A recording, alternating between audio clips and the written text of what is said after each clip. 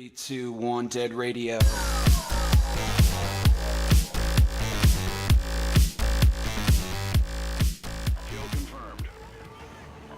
Hey guys, happy freaking Thursday. Logged into Call of Duty Ghosts and tested out the Ripper a little bit. The Ripper is a new downloadable weapon that right now it's a timed exclusive for Seasons Pass holders only. The rest of the world will get it when DLC 2 drops, which I actually don't know when that'll drop, but I'm pretty sure it's sometime soon if they're giving out this weapon. The weapon is a SMG assault rifle hybrid, and when I say that it's an SMG assault rifle hybrid, I don't mean that it's, you know, an SMG with the assault rifle qualities. No, I mean it literally is an SMG that turns into an assault rifle at will. This is actually really cool gun. It's the first time, like, we've had guns that have two separate models before, i.e. the Maverick, which had an assault rifle variant, but it also had a second gun, which was a sniper rifle. But this is the first time that both types of the hybrid weapon was actually usable at the same time. You can, by pressing the melee button, while aiming down sights, kind of like similar to how a tracker sight or a variable zoom works, you switch you flip a little switch and you go from an SMG to an assault rifle or vice versa. Now the SMG part of the gun is actually really accurate. It's got a decent rate of fire, not insane damage, but it's got not a lot of recoil, which is why I like it. I mean, you'll see me using the assault rifle part of the gun more in this video than I use the SMG part of it, but I do like them both. Now, I was kind of skeptical about this gun at first when I heard about it. I thought it was going to be overpowered, but they seem to balance it in a nice enough way. The SMG doesn't seem like the best of both worlds. Like, it doesn't seem like an overpowered assault rifle plus an overpowered SMG to give you one ridiculously overpowered weapon. No, the hip fire stays the same, meaning you're not getting that ridiculous hip fire of the SMG. It basically finds its balance in both zones. It's a decent assault rifle mixed with a decent SMG to give you a very good weapon. I like the recoil pattern of it a lot. This is, after using it for a few hours, this is my favorite weapon in Ghosts. Not because I think it's overpowered or that I think it does provide an advantage, but I don't think it's an unfair advantage. I think Infinity Ward has been very astute with keeping their DLC weapons balanced. Like, they don't want to let their DLC overpower their other weapons so that it feels like it's a pay-to-win game where you have to pay just to get a gun that's good enough to stay competitive. But I was very skeptical about this gun at first because I did think it was an unfair advantage having two guns, but after seeing it implemented in the actual game, I think it works quite nicely. The assault rifle has its own built-in optic to it, which I find very nice.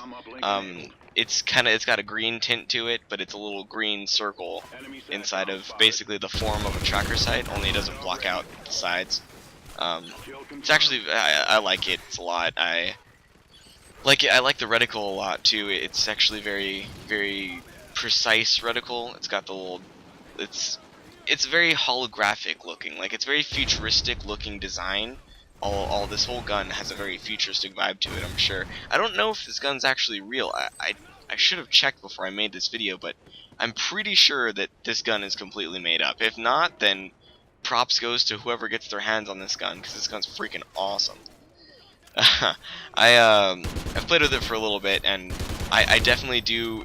I'm enjoying this gun. I cannot stress enough to you guys that this gun does not feel overpowered. It is good, but I don't believe it's hit that point where it's overpowered. I've tried out a few attachments on it. I didn't really like the silencer on this gun, and I'm usually a very big assault rifle person. Obviously, the optic is built in, so you can't change optics or attach a new one on or anything like that. So I ran foregrip. It helped keep the recoil at a very minimal pace. And if you're not using foregrip, I like to use the rapid fire, or actually rapid fire and foregrip was a pretty nice attachment pairing to me. The rapid fire gives you, it helps stay competitive with this gun, because this gun does have a lack have a pretty slow rate of fire with a pretty low damage output. So having that rate of fire definitely helps give you higher, I mean, slower time to kills. Actually, no, faster time to kills. I'm sorry. But the combination that I found worked best for me was a long barrel and, or what's it called in this game? What is just, yeah, just the barrel attachment and the and a foregrip.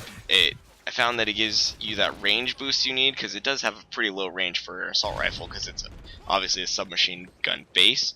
But I found that it gives you really handleable recoil while providing you with the range you need to stay competitive, and overall, built with a built-in optic, you feel like you're running a gun with 3 attachments on it when you're really only running 2.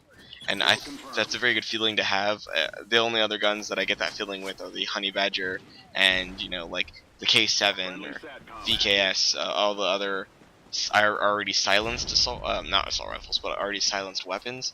And I feel like this gun kind of fits into that category. It's one of those guns that's kind of cool and quirky to use, but it's definitely going to get used a lot. Like I think that once DLC 2 drops for everybody, you're going to see this gun a lot. This gun's only available to Seasons Pass holders, and I already saw a majority of people in my matches using it. But would I recommend this gun? Do I think this gun's a really good gun? Yes, I think this is actually a really, really good gun. It's I wouldn't say it's easy to use, but it's definitely easy to pick up. Like, it's not easy to, I don't know how to word it correctly, but it's just a very well balanced gun. It doesn't have one thing that it excels at, minus then the gimmicky feature of it being able to switch from an SMG to an assault rifle, which actually does help. There are times when that extra boost in rate of fire or the lower rate of fire and the more manageable recoil of the assault rifle definitely help me out. It gives you choices instead of being, oh, well, I have an SMG, I can't engage at long range, or oh, I have an assault rifle, maybe I should kind of watch out for those SMG guys in close quarters. It gives you a little bit of a choice.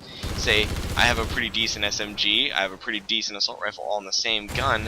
What's to stop me from choosing that long path or from choosing those tight corridors? And it's kind of a game changer in the sense that it gives you options, which not a lot of other guns do. Usually, if you want options, you have a primary that's good at one thing and a secondary that's good at another. Like snipers using the PDW pistol because it's got that the burst fire on it, which honestly that pistol kind of sucks. But definitely a great gun. It's nice to see that Infinity Ward is kind of giving bonuses to their Seasons Pass holders other than just the ice camo and the team leader pack or whatever. I would like to see this practice continue on to the other DLCs, but I hope that Seasons Pass Seasons Pass holders get a little bit more benefit, because yeah, early guns are nice, but I don't know, it just seems like the Seasons Pass, you're really just paying in advance for the maps, and it's not really giving you anything too special. Like with Battlefield, you get the whole premium experience, you get the double XP, the monthly battle packs, the knife the camos, the knives, all that cool stuff. I would just like to see something more like that implemented into Ghosts. Not that Ghosts has anything wrong with it, just, you know, just something a little extra. That would be really great. But yeah, loving the Ripper so far. The other stuff that they added with the Ripper was also pretty cool. Obviously, we don't have the whole DLC map pack yet, but we do have some cool camos and some new characters. But go ahead and leave a comment down below what you think of this gun if you've had a chance to use it yet, and don't forget to like, comment, subscribe. I'll see you guys in my next video, and don't forget to stay classy, guys.